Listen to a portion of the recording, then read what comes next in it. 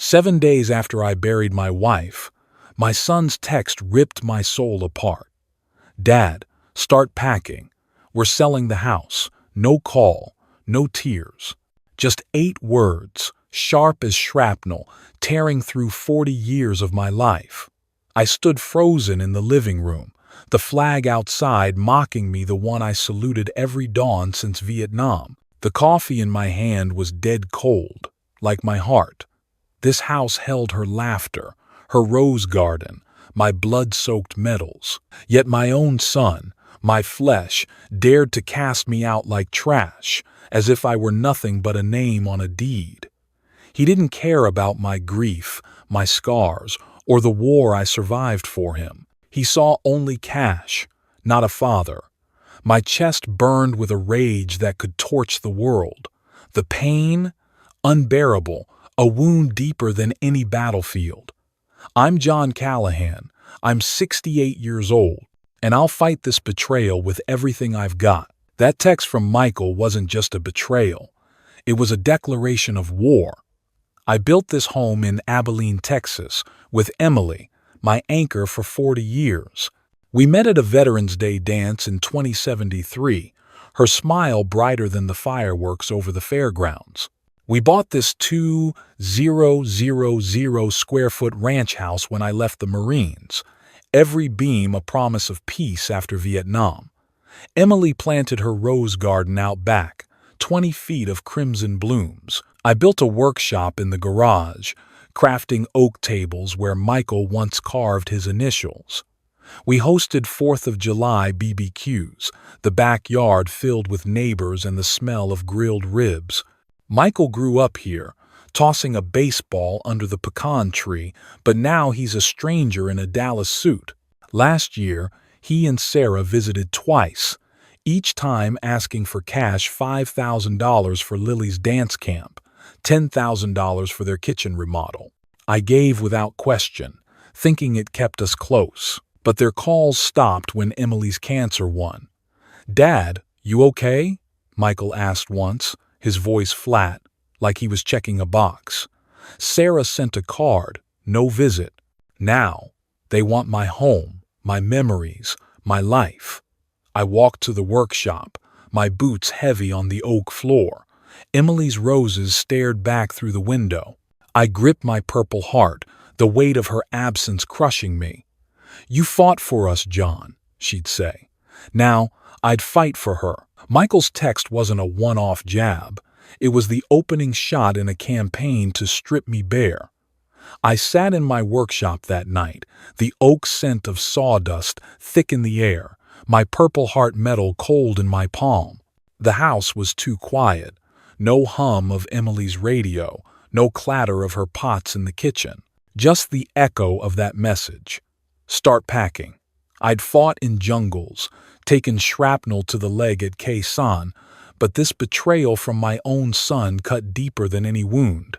I didn't sleep, couldn't. My mind replayed the years, searching for when Michael stopped being the boy who'd salute the flag with me every Sunday. The next morning, my phone buzzed again. Another text from Michael. "Dad, we need to talk. The market's hot. We can get $400,000 for the house. No mention of Emily's funeral. No, how you holding up? Just dollars and cents, like my life was a balance sheet he could close out." I set the phone down, my hands shaking, not from age, but from a fury I hadn't felt since the war. I walked to the front porch, where the American flag hung proud, its stars crisp against the Texas sky. That flag meant duty. Sacrifice. Michael didn't know the weight of either. By noon, Sarah called. Her voice dripped with fake concern, the kind you hear from a used car salesman. "John, we're just worried about you. This house is a lot to maintain, 2,000 square feet, that big yard. Have you thought about a smaller place? Maybe a nice condo in Dallas?" I gripped the phone, my knuckles white. A condo. A box to shove me into, out of sight, out of their way. "I'm fine right here," I said, my voice low, steady, like I was giving orders in Nam. She paused, then pushed harder. It's just practical, John. For Lily's future, you know? Lily, my granddaughter. The girl who used to climb into my lap, begging for stories about my Marine days. Now she barely texted back. That evening, I heard them before I saw them. Michael and Sarah pulled into the driveway, their sleek SUV gleaming under the dusk. I stayed in the living room, hidden by the curtains, as they walked through Emily's rose garden like it was just dirt. I didn't mean to eavesdrop, but their voices carried through the open window. "This place could be a gold mine," Sarah said, her heels clicking on the stone path. "We sell it, pay off the mortgage, and Lily's college is set." Michael's voice was quieter, hesitant. "He won't like it. He's stubborn." Sarah laughed, sharp and cold. "He's old, Michael. He'll adjust. They always do. There's a nice facility 10 miles from us, clean, safe. He'd have his own room." My blood boiled. A facility. They weren't just after my home. They wanted to lock me away like some broken rifle, stored in a crate until it rusted out. I stepped back, my boots silent on the oak floor. My chest ached, not just for Emily, but for the boy Michael used to be. I remembered teaching him to ride a bike in the driveway, 20 feet of cracked asphalt where he'd wobble and laugh. I paid for his braces, his summer camps, even that fancy wedding to Sarah, $15,000, no questions asked. And now, they measured my worth in square footage and profit margins. I walked to my workshop, the one place that still felt like mine. The walls held my tools, my medals, a faded photo of my unit in 2068. I picked up a hammer, its weight familiar, grounding. Then my phone lit up again, a voicemail from Michael. "Dad, we're coming by tomorrow to look at the garage. Maybe start clearing it out. It's for the best, okay?" For the best. Their best, not mine. I didn't call back. Instead, I sat at my workbench, the flag outside catching the last light of day. Emily's voice echoed in my head. "You're tougher than they know, John." I thought of Tom Hawk Larson, my old Marine buddy, who lived 5 miles down the road. Last week, over beers at the VFW hall, he'd warned me. "Kids change, John. They forget what we fought for." I didn't believe him then. Now I did. Michael and Sarah weren't just selling my house. They were selling my life, my service, my memories. I set the hammer down, my hands steady now. They thought I'd roll over, pack up, and fade away. They forgot who I was. I survived jungles, bullets, and loss. I wasn't about to surrender to my own son. The night after Michael and Sarah's visit, I couldn't face my bedroom. Emily's side of the bed stayed untouched, her pillow still holding the dent of her head. I sat in my workshop instead, the Texas moonlight spilling through the window, silver on my workbench. My Purple Heart medal lay heavy in my hand, its edges worn from years of quiet reflection. I'd survived ambushes, lost brothers in Nam, but nothing prepared me for this wound. My phone buzzed again, a new text from Michael. "Dad, we found a great facility 10 miles from Dallas. It's got everything you need. Time to downsize."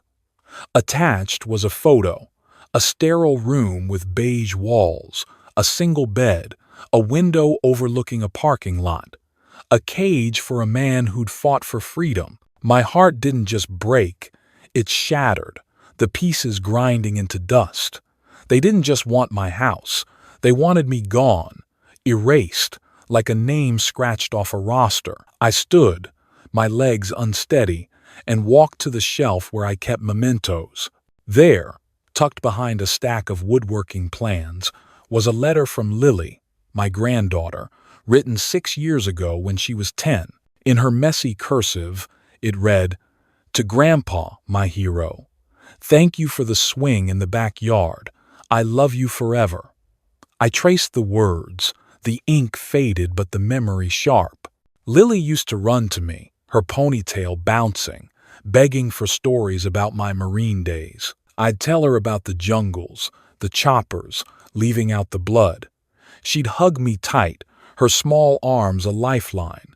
But now, at 16, she hadn't called in months. No texts, no visits, not even a condolence card after Emily passed. Had Michael and Sarah turned her against me? Did she think I was just an old man, too broken to matter? I sank onto a stool, the letter trembling in my hands.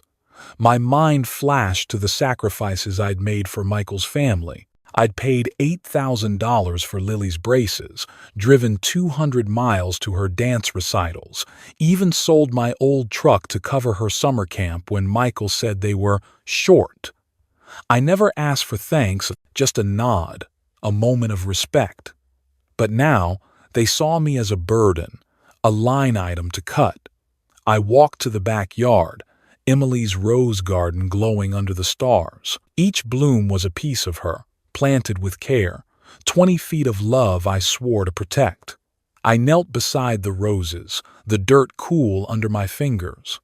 "Emily, what did I do wrong?" I whispered. No answer came, just the hum of crickets and the weight of my failure. The next morning, my phone rang.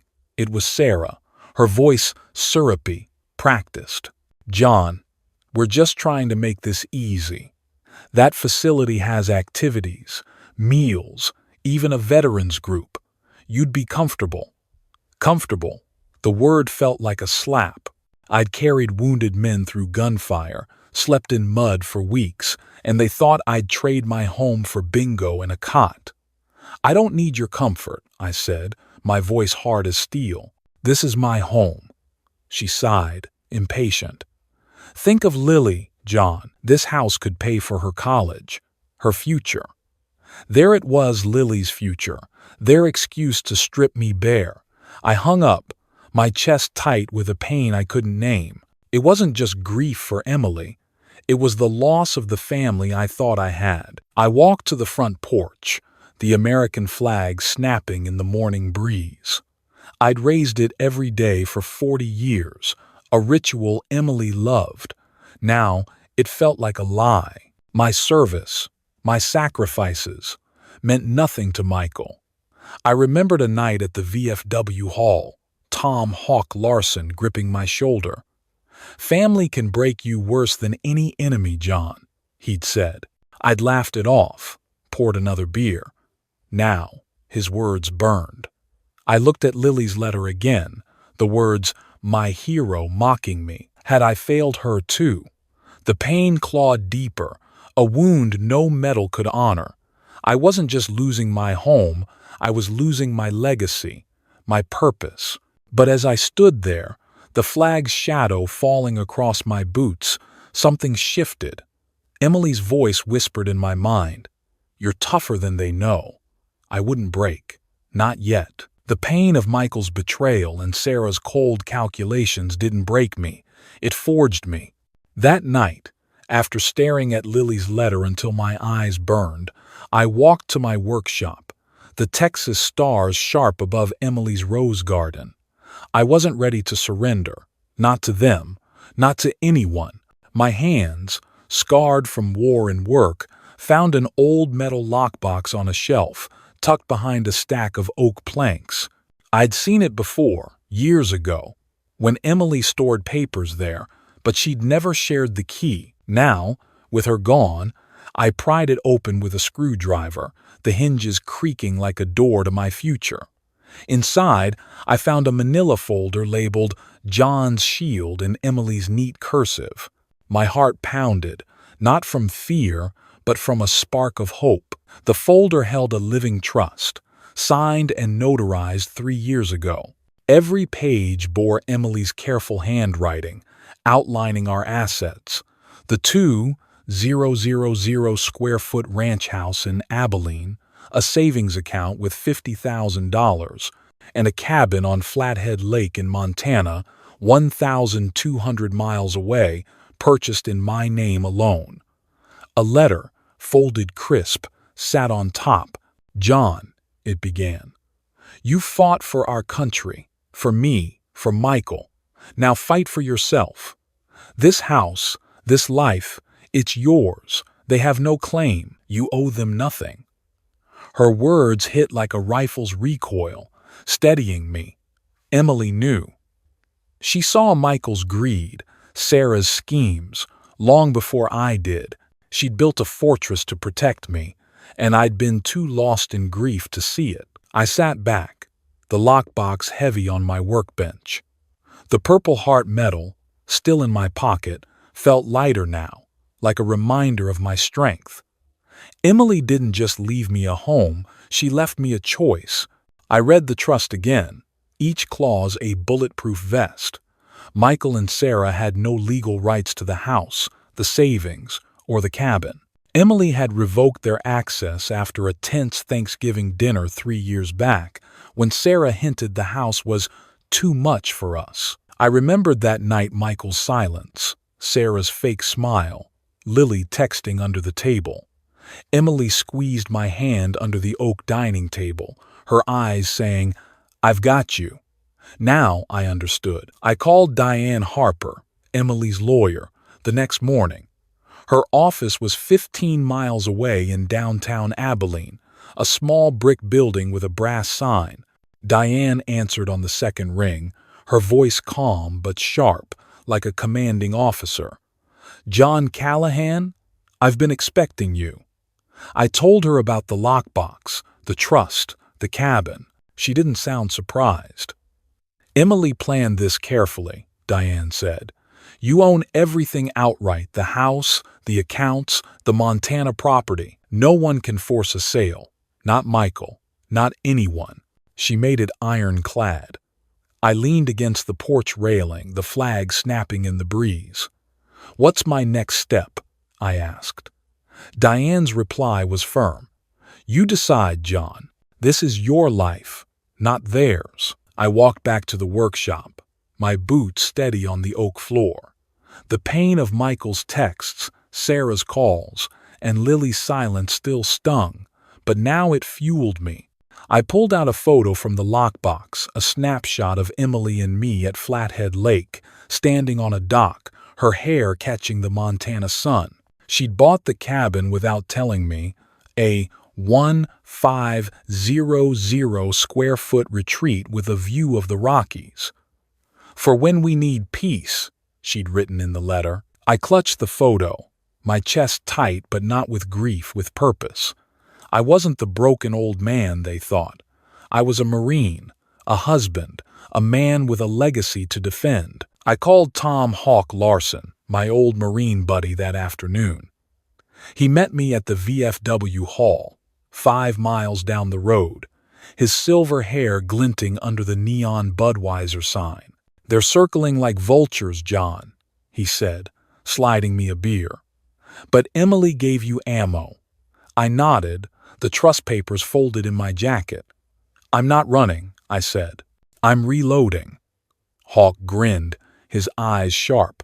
"That's the John I know." For the first time in weeks, I felt the ground beneath me again. Michael and Sarah thought they'd won, but Emily's final act turned the tables.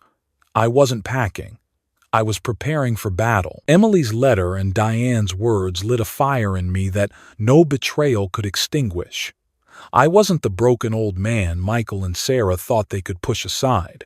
I was a Marine, and Marines don't surrender. The next morning, I drove 15 miles to Diane Harper's office in Abilene, the Texas sun blazing across the hood of my pickup. Her office smelled of polished wood and coffee, the kind of place where battles were won with paper and ink. I laid the trust documents on her desk, my hands steady. "I want Michael to know he has no claim," I said. Diane nodded, her eyes sharp behind her glasses. "We'll make it clear, John. Crystal clear." She drafted a letter, simple and brutal.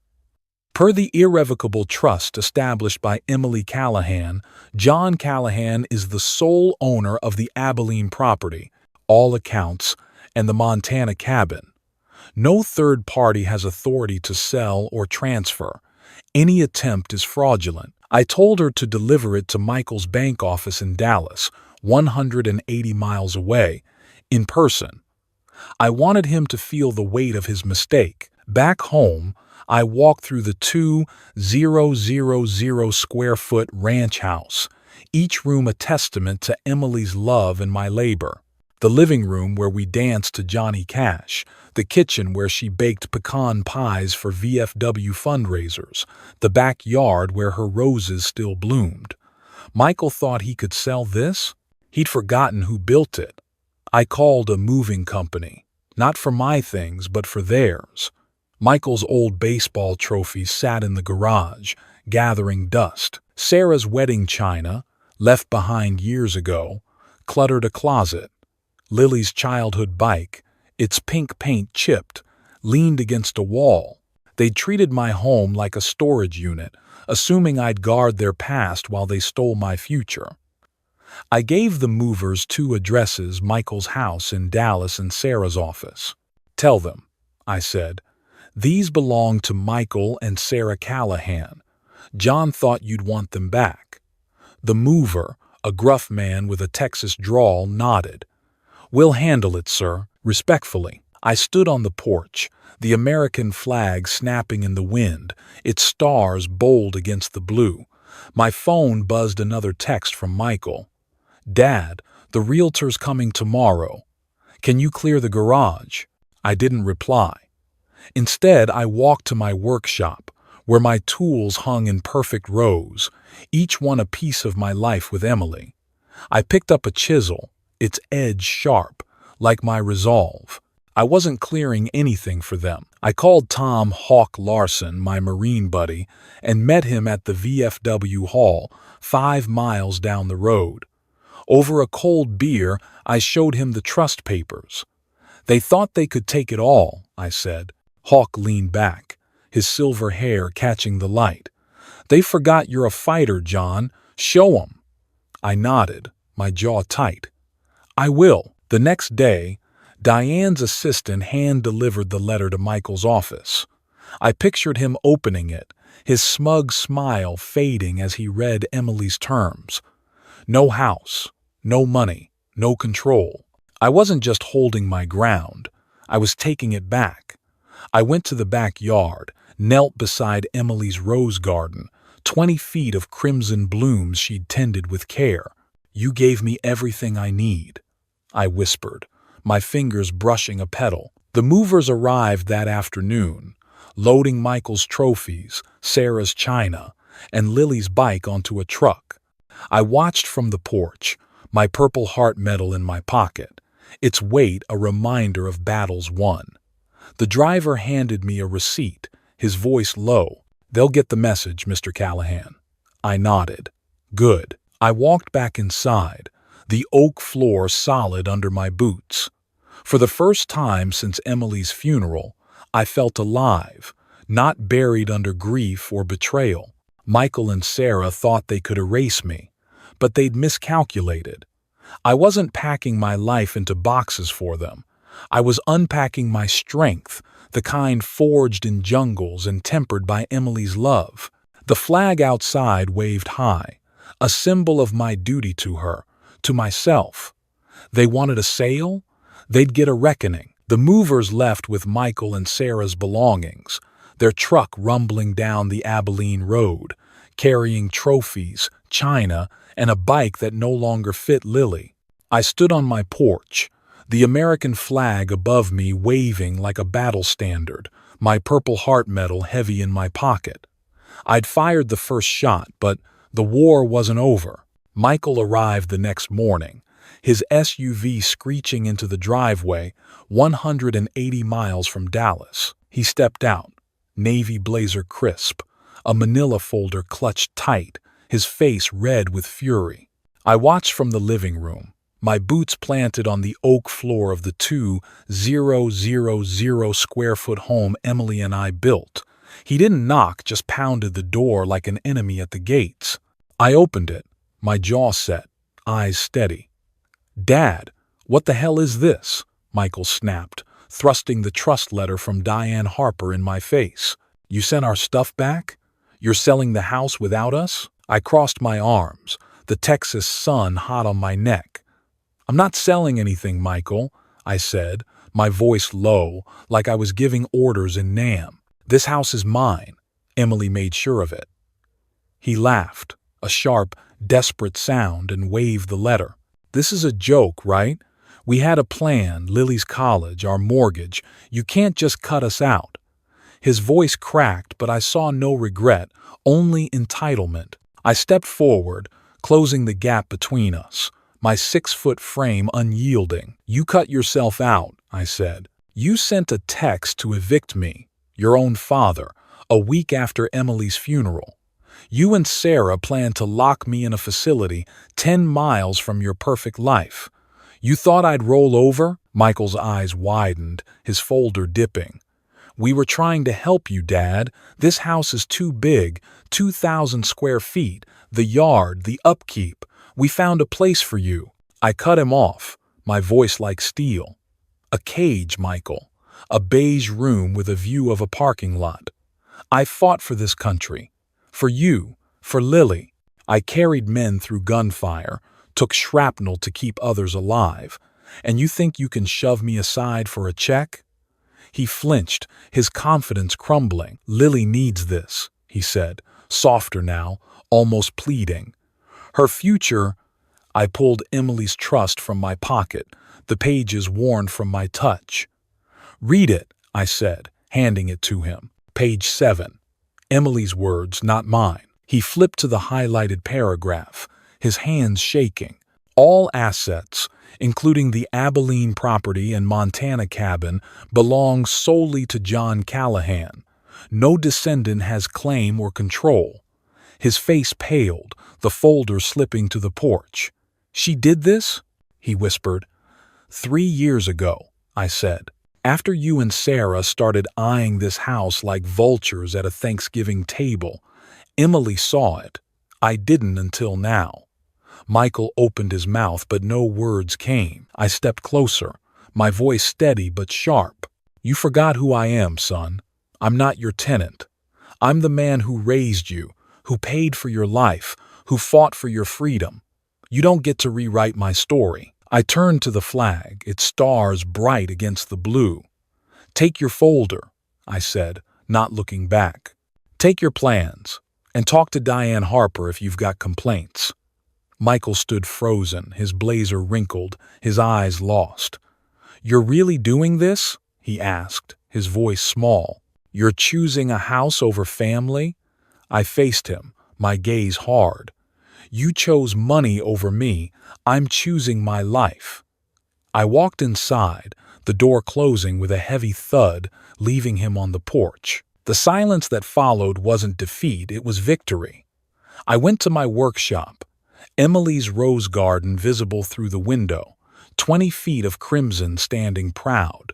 I touched the photo of us at Flathead Lake, her smile a beacon. Michael thought he'd won, but he'd lost everything Emily built for me. I wasn't broken. I was whole, ready to fight for the life she'd saved. The door's thud behind Michael echoed like the final shot of a battle won.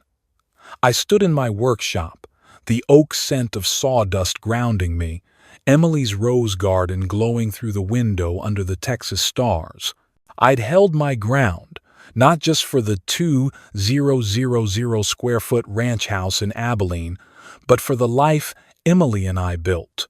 The next day, I packed a single duffel bag, not with surrender, but with purpose. Inside went Emily's photo from Flathead Lake, my Purple Heart medal, a leather journal where she'd jotted recipes for pecan pie, and my old Marine dog tags.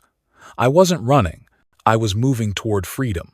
To the cabin Emily secured for me, 1,200 miles away in Montana, where the Rockies met the sky. I drove my pickup north, the Texas plains fading into the rearview mirror.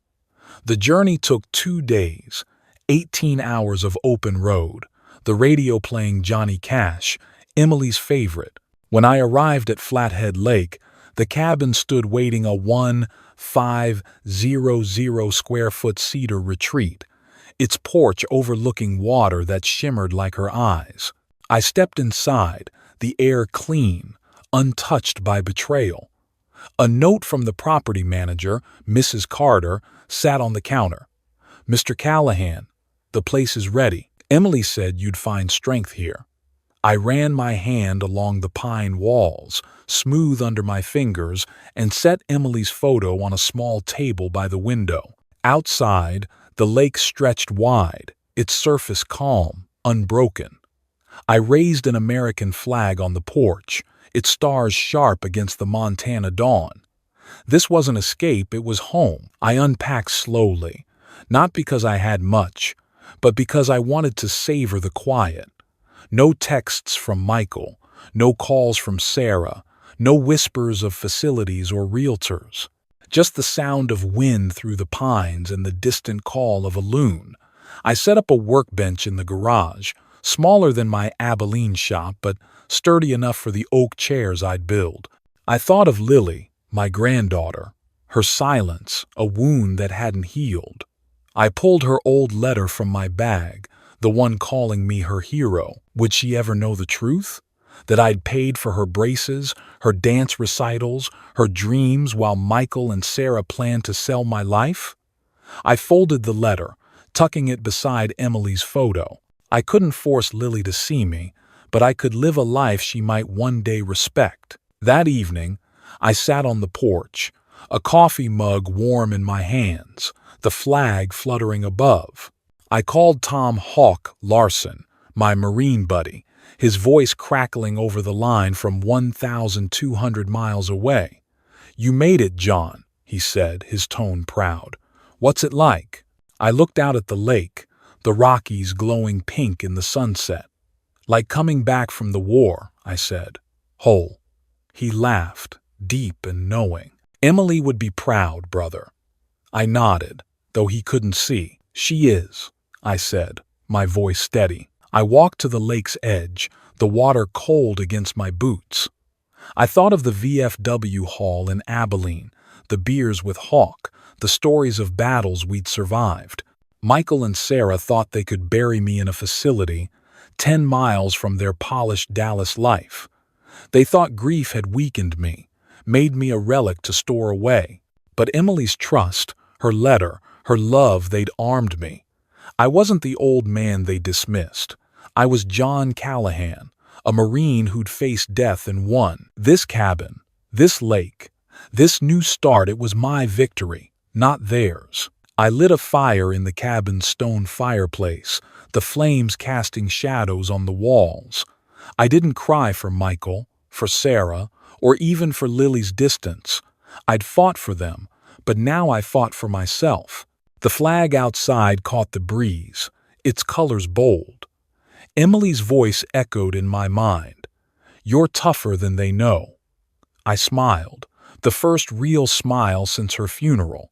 This wasn't the end. It was the beginning of a life I chose, one where no one could take my freedom again. The Montana sun rose over Flathead Lake, painting the water gold, its light spilling into my 1,500 square foot cabin. I sat on the porch, coffee steaming in my hands, the American flag above me catching the morning breeze. Emily's photo rested on the table inside, her smile a quiet promise that I'd made it through the storm. The 1,200-mile drive from Abilene had left the betrayal of Michael and Sarah behind, their texts and plans now just echoes in a life I no longer lived. I'd fought for this country, for my family, for Emily's roses that still bloomed 2,000 miles away. But this cabin, this lake, this moment, they were my victory, a testament to a Marine who refused to break. I thought of Lily, my granddaughter, her letter still tucked beside Emily's picture. I hoped one day she'd see me not as the old man her parents dismissed, but as the grandfather who loved her without condition. I couldn't force her to understand, but I could live a life that spoke louder than their lies. I walked to the lake's edge, the water lapping at my boots, cold and clear. The Rockies loomed in the distance, steady as my resolve. I'd faced jungles, bullets, and the weight of Emily's absence. But the deepest wound was Michael's betrayal, Sarah's cold calculations, their plan to lock me away in a facility 10 miles from their Dallas lives.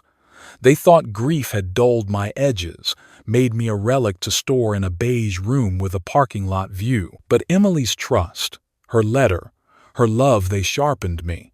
She'd seen their greed years ago, at a Thanksgiving table 36 months past, when Sarah's eyes lingered on our oak dining room, when Michael's silence hid his plans. She built me a shield, a 1,500 square foot cabin and a $50,000 account, and told me I owed them nothing. I honored her by choosing myself. This wasn't just about a house or a cabin. It was about standing tall when the world expects you to kneel. I learned that lesson in Vietnam, carrying wounded brothers through gunfire, my leg torn by shrapnel. I learned it again when I lost Emily, her hand slipping from mine in a hospital room. And I learned it when my own son sent a text to erase me. Life doesn't spare you pain, but it gives you choices. You can let betrayal bury you, or you can rise, like a Marine at dawn, flag high, heart steady. I chose to rise. This cabin, with its pine walls and lake breeze, isn't just a home, it's my declaration. No one, not even my own blood, gets to define my worth. I thought of Tom Hawk Larson, my Marine buddy, his words over a beer at the VFW Hall, 5 miles from my old Abilene home.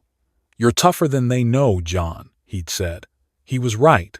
I'd survived wars, loss, and now this. My life wasn't a hand-me-down to be sold for Lily's college or Sarah's remodel. It was mine, earned through blood, sweat, and love.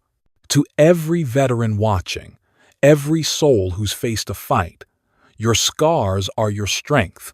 Don't let anyone take your ground. Your life is your mission, and you decide its end. I looked at the flag, its stars bright against the Montana sky.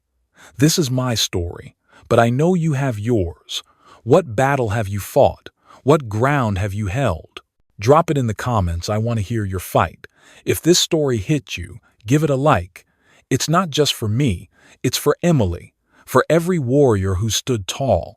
And if you believe in fighting for your own life, hit that subscribe button. Let's stand together, brothers and sisters, and show the world what we're made of.